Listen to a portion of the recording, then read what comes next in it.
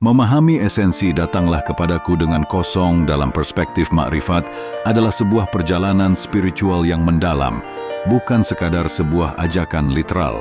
Ini adalah seruan untuk melepaskan segala bentuk keterikatan dan asumsi diri demi mencapai kesatuan hakiki dengan Tuhan.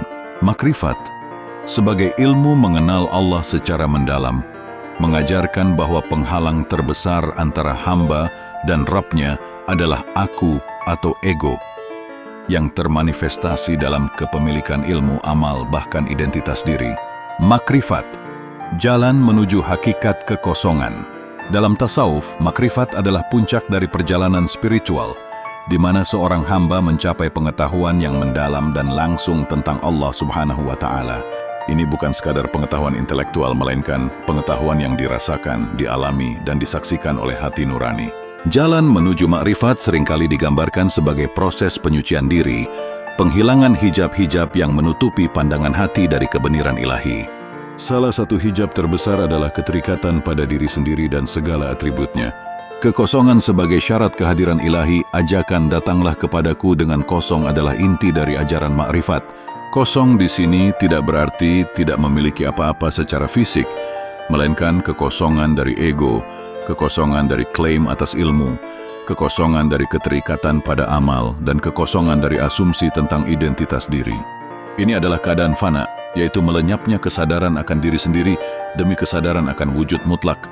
Allah Subhanahu wa Ta'ala berfirman dalam Al-Quran surat Az-Zariyat ayat 56, وَمَا خَلَقْتُ الْجِنَّ وَالْإِنْسَ إِلَّا لِيَعْبُدُونَ, yang artinya, dan tidaklah aku ciptakan jin dan manusia melainkan untuk beribadah kepadaku. Dalam konteks makrifat, ibadah di sini bukan hanya ritual, tetapi juga penyadaran akan kehambaan total. Melepaskan ilmu dan ego, pintu gerbang makrifat. Pernyataan lepaskan ilmumu, lepaskan egomu menunjukkan penghalang utama dalam mencapai kesatuan dengan Allah. Ilmu meskipun mulia bisa menjadi hijab jika seseorang terperangkap dalam kesombongan intelektual. Ketika ilmu dipandang sebagai kepemilikan pribadi dan bukan sebagai anugerah dari Allah, ia dapat menumbuhkan ego. Ego inilah yang menghalangi seorang hamba untuk melihat kebenaran sejati. Allah Subhanahu wa Ta'ala berfirman dalam Al-Quran surat Al-Isra ayat 85, وَمَا أُوتِيتُم مِّنَ الْعِلْمِ إِلَّا قَلِيلًا, yang artinya, dan tidaklah kamu diberi pengetahuan melainkan sedikit. Ayat ini mengingatkan kita akan keterbatasan ilmu manusia di hadapan ilmu Allah yang tak terbatas.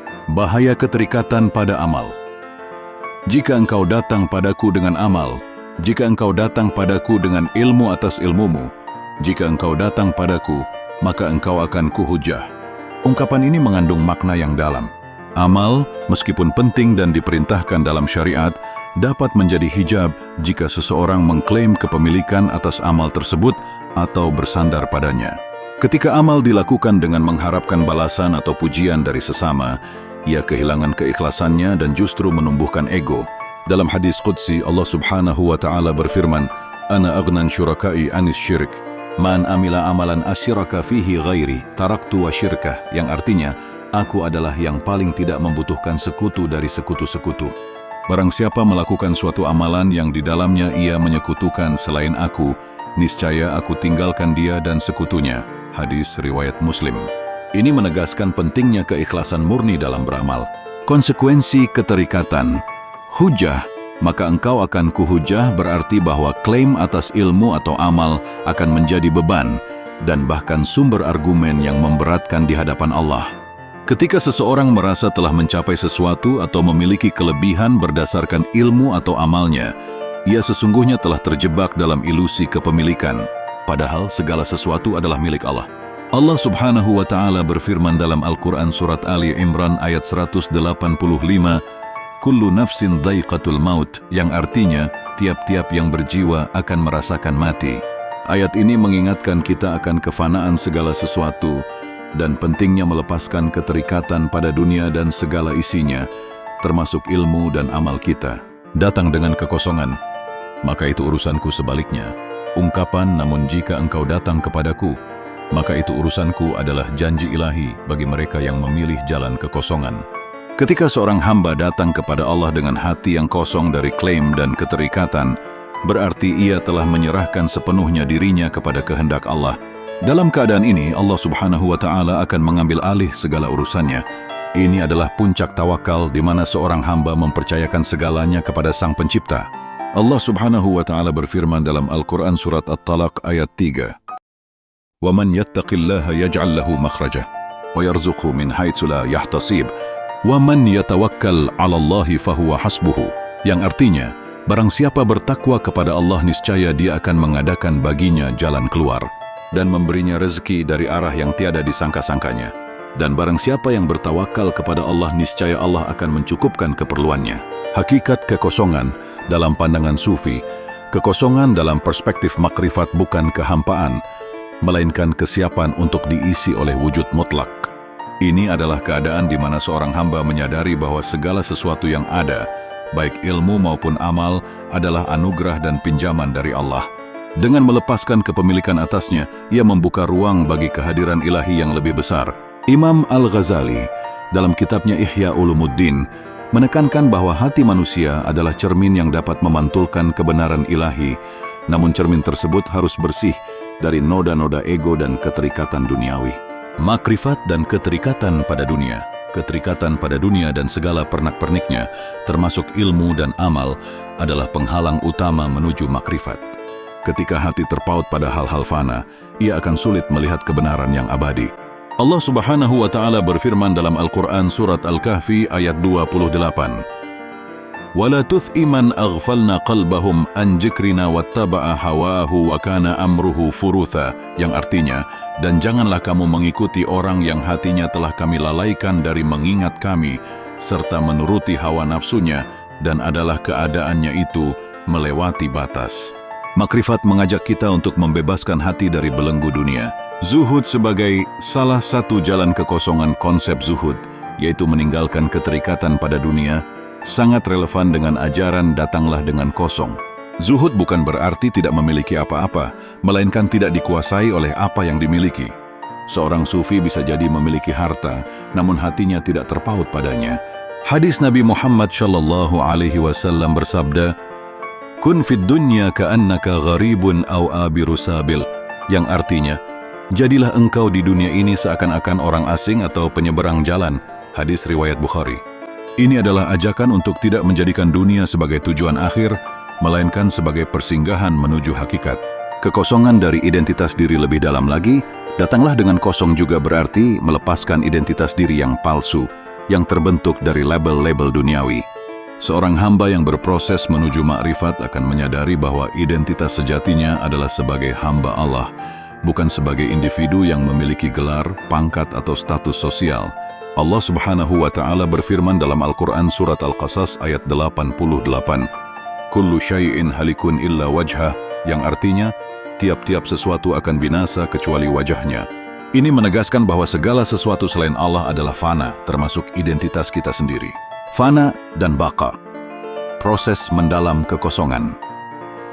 Proses mencapai kekosongan ini dalam tasawuf dikenal dengan istilah fana dan baqa.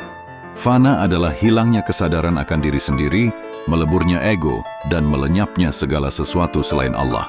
Setelah fana, seorang hamba mencapai keadaan baqa, yaitu kekal bersama Allah.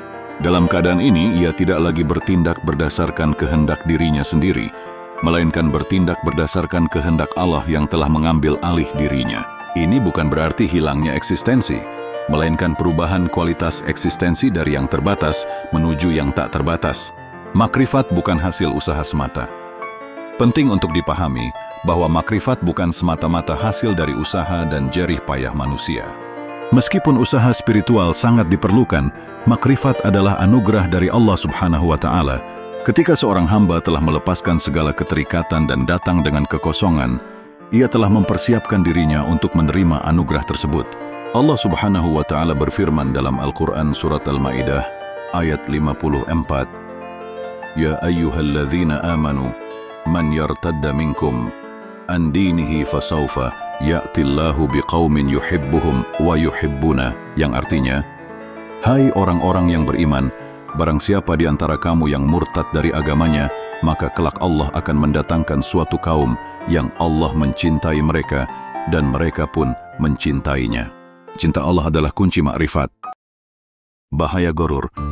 kesombongan akibat ilmu dan amal. Konsep kuhujjah juga berkaitan dengan gorur, yaitu terpedaya oleh diri sendiri karena merasa telah memiliki ilmu atau amal yang banyak. Gorur adalah penyakit hati yang dapat menghalangi seseorang dari makrifat. Orang yang terperdaya oleh gorur akan sulit mengakui kekurangan dirinya dan senantiasa merasa benar. Nabi Muhammad SAW bersabda, "Innamal a'malu binniyat," yang artinya, sesungguhnya setiap amal perbuatan itu tergantung pada niatnya. Hadis riwayat Bukhari dan Muslim. Niat yang ikhlas adalah penawar gorur. Ikhlas, fondasi kekosongan ikhlas adalah fondasi utama dalam mencapai kekosongan. Ketika seseorang beramal dengan ikhlas, tanpa mengharapkan pujian atau balasan dari siapapun kecuali Allah, maka amalnya akan murni. Ikhlas membantu melepaskan keterikatan pada hasil amal dan memurnikan niat semata-mata untuk Allah.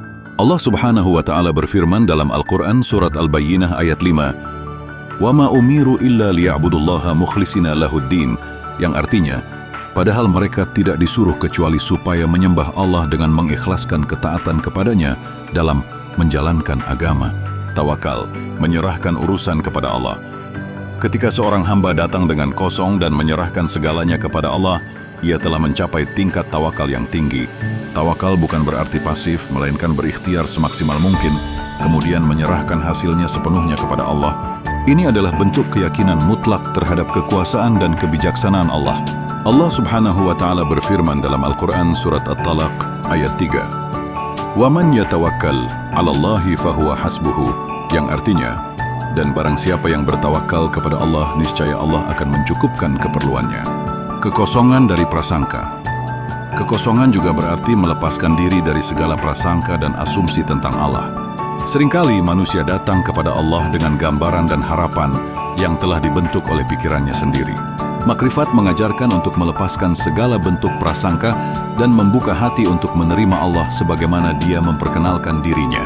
Allah Subhanahu wa Ta'ala berfirman dalam hadis qudsi, "Ana inda dhanni 'abdi bi," yang artinya, aku bergantung pada prasangka hambaku terhadapku. Hadis riwayat Bukhari dan Muslim. Oleh karena itu, berprasangka baik kepada Allah adalah hal yang sangat penting.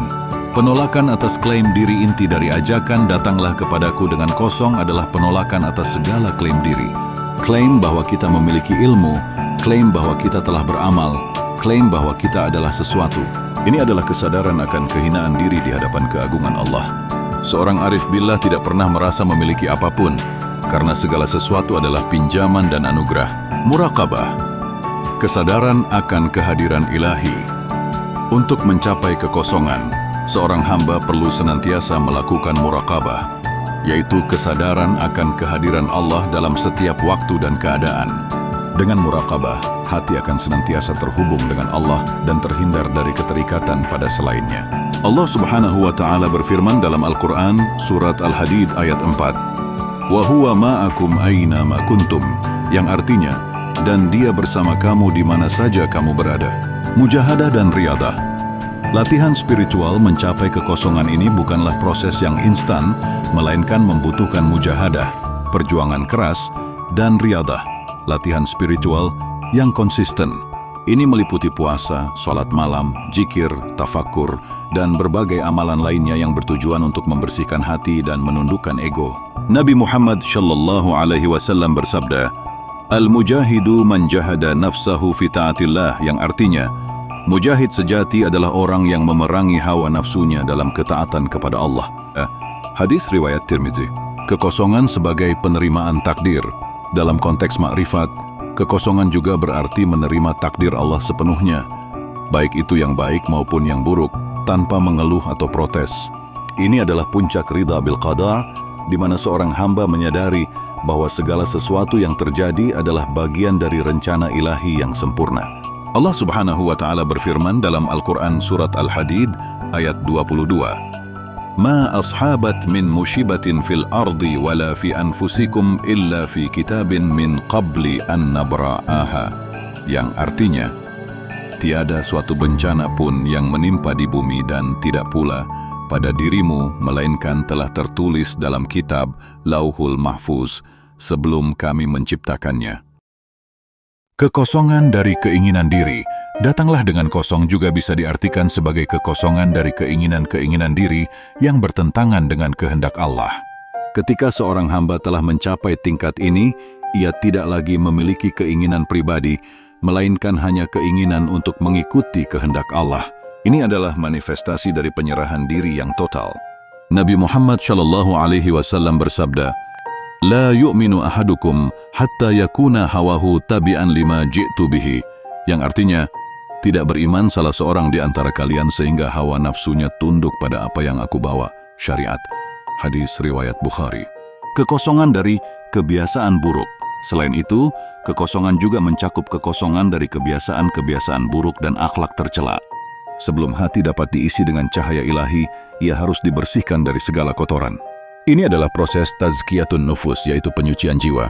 Allah Subhanahu wa Ta'ala berfirman dalam Al-Quran surat Asy-Syams ayat 9-10, "Qad aflaha man zakkaha, wa qad khaba man dassaha," yang artinya, sesungguhnya beruntunglah orang yang mensucikan jiwa itu, dan sesungguhnya merugilah orang yang mengotorinya.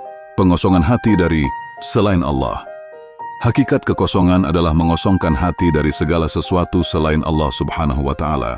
Ketika hati hanya terisi oleh Allah, maka tidak ada ruang lagi bagi ego, kesombongan, dan keterikatan duniawi. Ini adalah cinta yang murni kepada Allah. Allah Subhanahu wa Ta'ala berfirman dalam Al-Quran surat At-Taubah ayat 24, "Qul in kana aba'ukum wa abna'ukum wa ikhwanukum wa azwajukum wa ashiratukum wa amwalun iqtarraftumuhum wa tijaratun takhshawna kasadaha wa masakin tardawnaha ahabba ilaikum minallahi wa rasulihi wa jihadin fi sabilihi fatarabbasu hatta ya'tiyallahu biamrihi." Yang artinya, katakanlah, jika bapak-bapakmu, anak-anakmu, saudara-saudaramu, istri-istrimu, kaum keluargamu, harta kekayaan yang kamu usahakan, perniagaan yang kamu khawatiri kerugiannya, dan rumah-rumah tempat tinggal yang kamu sukai adalah lebih kamu cintai dari Allah dan Rasul-Nya dan dari berjihad di jalannya, maka tunggulah sampai Allah mendatangkan keputusannya. Ayat ini menekankan bahwa cinta kepada Allah harus melampaui segala cinta duniawi. Penyerahan diri total. Datanglah kepadaku dengan kosong adalah ajakan untuk penyerahan diri total kepada Allah. Ini adalah puncak keislaman, di mana seorang hamba tidak lagi memiliki kehendak sendiri, melainkan hanya kehendak Allah. Ini adalah manifestasi dari kalimah tauhid la ilaha illallah, yang artinya tidak ada Tuhan selain Allah. Kalimah ini tidak hanya diucapkan di lisan, tetapi juga dihayati dalam hati dan tindakan. Sirna dalam keagungan ilahi. Dalam makrifat, kekosongan juga berarti sirna dalam keagungan ilahi. Seorang hamba yang telah mencapai makrifat tidak lagi melihat dirinya sendiri sebagai individu yang terpisah, melainkan sebagai bagian dari wujud mutlak Allah. Ini adalah pengalaman spiritual yang melampaui batas-batas akal. Allah Subhanahu wa Ta'ala berfirman dalam Al-Quran, surat Al-Baqarah ayat 115, "Walillahil masyriqu wal maghribu, fa'ainama tuwallu fatamma wajhullah," yang artinya, dan kepunyaan Allah lah timur dan barat, maka kemanapun kamu menghadap disitulah wajah Allah. Memurnikan niat untuk datang dengan kosong, seseorang harus memurnikan niat dalam setiap amal perbuatan. Niat yang murni hanya karena Allah akan membebaskan hati dari keterikatan pada hasil dan pujian manusia.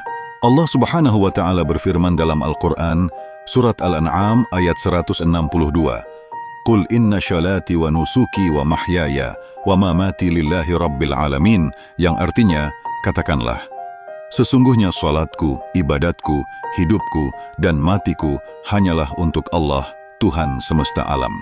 Kekosongan sebagai penerimaan cahaya ilahi. Ketika hati telah kosong dari selain Allah, ia akan menjadi wadah yang siap menerima cahaya ilahi. Cahaya ini adalah makrifat itu sendiri, yaitu pengetahuan langsung dari Allah. Nabi Muhammad SAW bersabda, "Inna fil jasadi mudghah, idza saluhat saluhal jasadu kulluhu, wa idza fasadat fasadal jasadu kulluhu, ala wahiyal qalb," yang artinya, sesungguhnya dalam jasad ada segumpal daging, apabila baik, baiklah seluruh jasad, dan apabila rusak, rusaklah seluruh jasad. Ketahuilah, ia adalah hati. Hadis riwayat Bukhari dan Muslim. Oleh karena itu, membersihkan hati adalah prioritas utama. Kematian diri. sebelum kematian fisik. Dalam ajaran Sufi, datanglah dengan kosong seringkali diartikan sebagai kematian diri sebelum kematian fisik. Ini adalah kematian ego, keinginan pribadi, dan segala bentuk keterikatan duniawi. Ketika ego telah mati, maka yang tersisa hanyalah wujud Allah. Nabi Muhammad SAW bersabda, "Mutu qabla an tamutu," yang artinya, matilah kamu sebelum kamu mati. Hadis ini meskipun populer di kalangan Sufi, para ulama hadis berbeda pendapat mengenai kesyahihannya, namun maknanya sejalan dengan ajaran tasawuf, kekosongan dari klaim kebaikan. Salah satu aspek kekosongan yang penting adalah kekosongan dari klaim atas kebaikan diri. Ketika seseorang merasa telah berbuat baik atau memiliki kelebihan, ia telah jatuh ke dalam kesombongan. Seorang yang berproses menuju makrifat akan senantiasa merasa dirinya penuh kekurangan dan hanya Allah yang maha sempurna. Allah Subhanahu wa Ta'ala berfirman dalam Al-Quran Surat An-Nisa ayat 49, "Fataqdiru anfusakum," yang artinya, maka janganlah kamu menganggap dirimu suci. Fik batin. Pemahaman esensial ajakan ini bukan sekadar kalimat puitis, melainkan sebuah fik batin yang mendalam. Ini adalah pemahaman esensial tentang bagaimana seorang hamba harus berinteraksi dengan Tuhannya. Fik batin mengajarkan bahwa bukan banyaknya amal atau dalamnya ilmu yang menjadi penentu, melainkan kualitas hati dan tingkat penyerahan diri. Kekosongan dari keinginan. Mendapatkan kekosongan juga berarti kekosongan dari keinginan untuk mendapatkan sesuatu dari Allah, melainkan hanya keinginan untuk memberikan segalanya kepada Allah. Ini adalah cinta yang tidak mengharapkan balasan, melainkan semata-mata karena cinta itu sendiri. Allah Subhanahu wa Ta'ala berfirman dalam Al-Quran, Surat Al-Insan ayat 9, "Innama nut'imukum liwajhillahi la nuridu minkum jazaan wala syukuran," yang artinya, sesungguhnya kami memberi makan kepadamu hanyalah untuk mengharapkan keridaan Allah. Kami tidak menghendaki balasan dari kamu dan tidak pula ucapan terima kasih. Pengujian hati. Ketika seseorang datang dengan amal atau ilmu, ia sedang menguji hati apakah masih ada keterikatan pada hal-hal tersebut.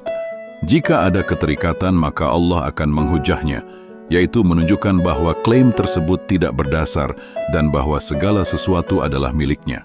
Ini adalah pelajaran untuk memurnikan hati. Melepaskan diri dari pembandingan untuk datang dengan kosong. Seseorang harus melepaskan diri dari kebiasaan membandingkan diri dengan orang lain. Perbandingan seringkali menumbuhkan kesombongan atau rasa rendah diri. Yang keduanya menghalangi hubungan murni dengan Allah. Allah Subhanahu wa Ta'ala berfirman dalam Al-Quran, Surat Al-Hujurat ayat 13. "Inna akramakum indallahi atqakum," yang artinya, sesungguhnya orang yang paling mulia di antara kamu di sisi Allah ialah orang yang paling takwa di antara kamu. Kekosongan dari ketakutan dan harapan. Kekosongan yang sempurna juga berarti kekosongan dari ketakutan dan harapan terhadap selain Allah. Ketika hati hanya bergantung pada Allah, maka tidak ada lagi ketakutan akan kehilangan atau harapan pada ciptaan. Ini adalah puncak kepercayaan kepada Allah. Allah Subhanahu wa Ta'ala berfirman dalam Al-Quran, Surat Yunus ayat 62, "Ala inna awliya Allahi la khawfun alaihim, walahum yahzanun," yang artinya, ketahuilah, sesungguhnya wali-wali Allah itu tidak ada kekhawatiran terhadap mereka dan tidak pula mereka bersedih hati. Kembali kepada fitrah datanglah dengan kosong juga dapat diartikan sebagai kembali kepada fitrah yang suci, yaitu keadaan awal manusia sebelum tercemar oleh nafsu dan ego duniawi. Dalam fitrah, manusia mengenal Allah secara intuitif. Nabi Muhammad SAW bersabda, "Kullu mauludin yuladu 'alal fitrah," yang artinya, setiap anak dilahirkan dalam keadaan fitrah. Hadis riwayat Bukhari dan Muslim. Kekosongan dari klaim kehendak. Puncak dari kekosongan adalah kekosongan dari klaim kehendak diri. Seorang arif billah tidak lagi memiliki kehendak sendiri yang terpisah dari kehendak Allah.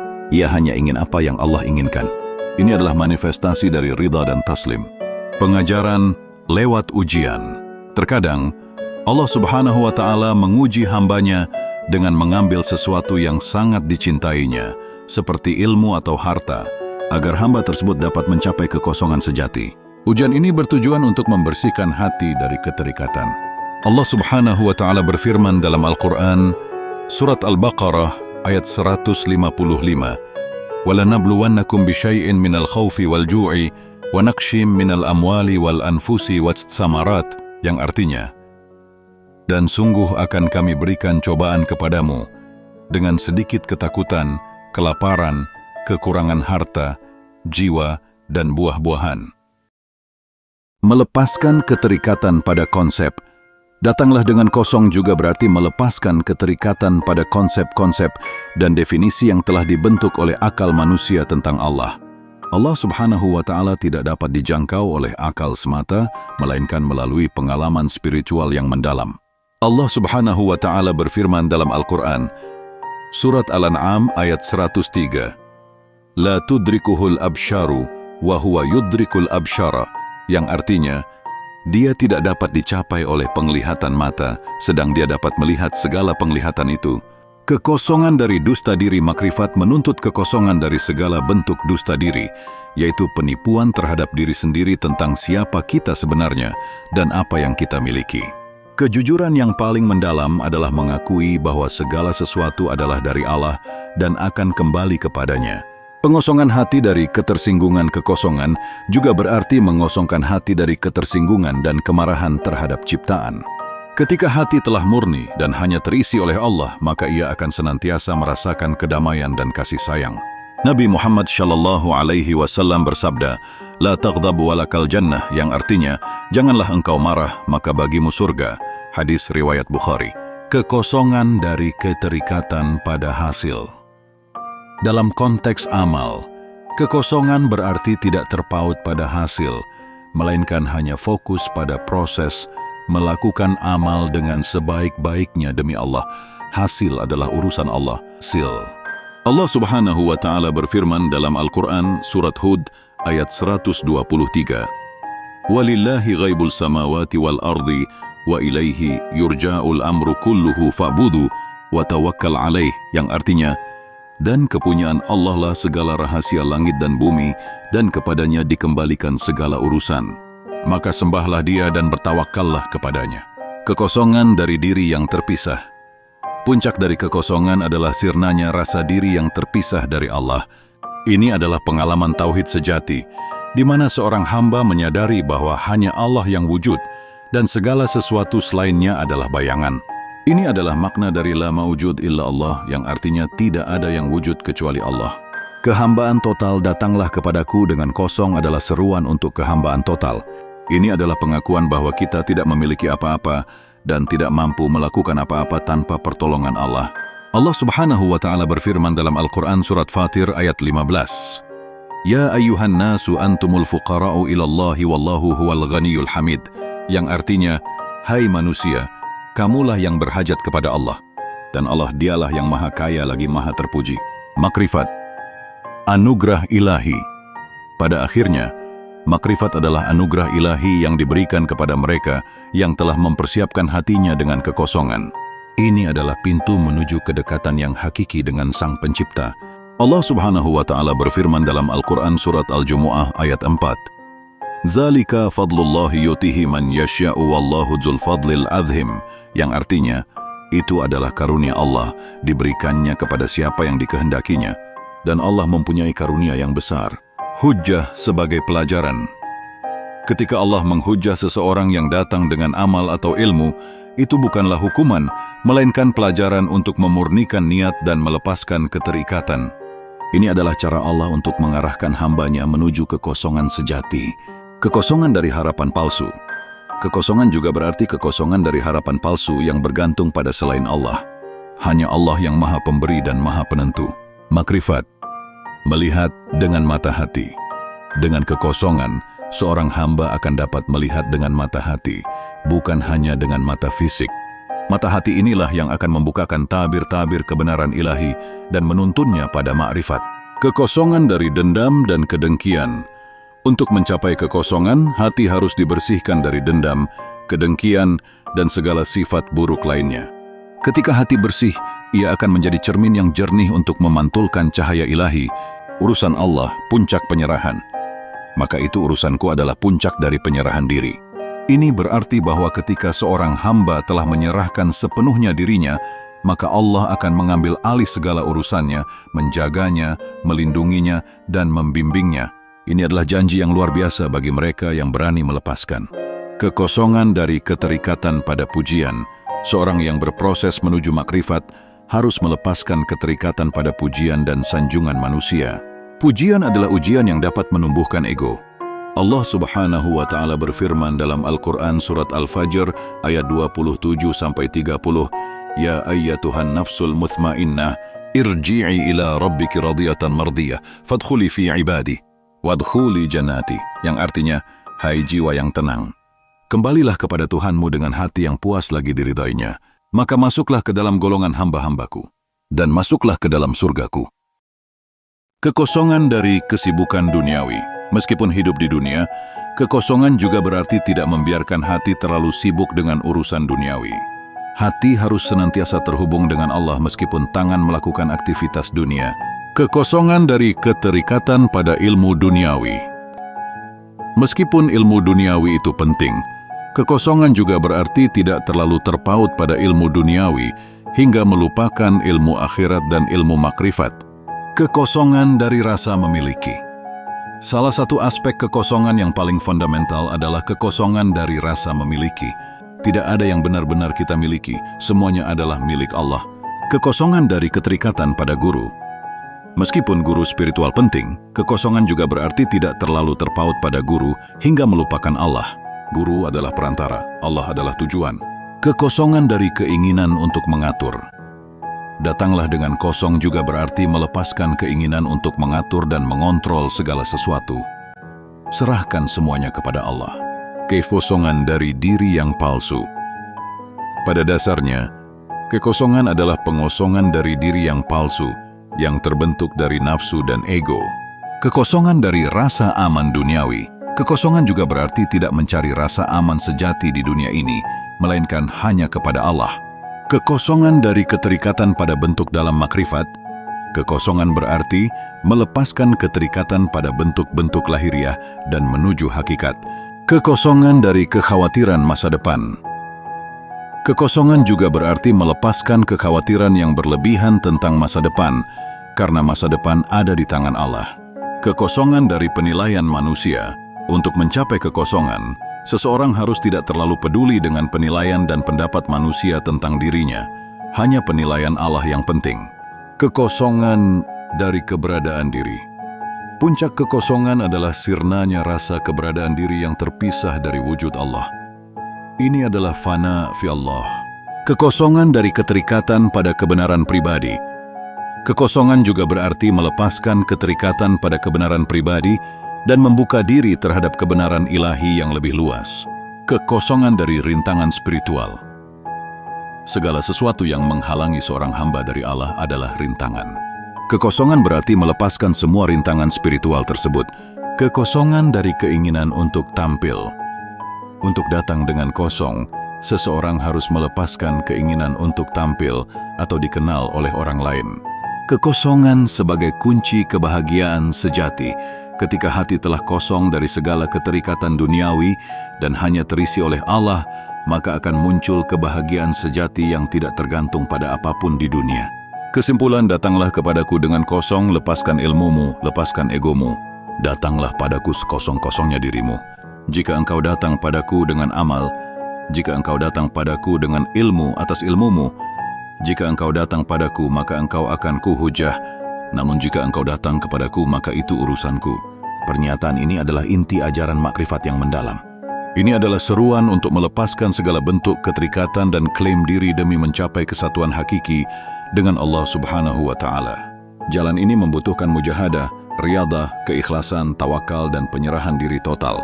Ketika seorang hamba berhasil mengosongkan dirinya dari selain Allah, maka Allah akan mengambil alih segala urusannya dan membimbingnya menuju hadiratnya yang suci. Inilah puncak perjalanan spiritual, di mana hati seorang hamba menyatu dengan Sang Pencipta dalam kemurnian dan kekosongan yang penuh makna. Apakah Anda ingin mendalami aspek tertentu dari makrifat atau konsep kekosongan ini?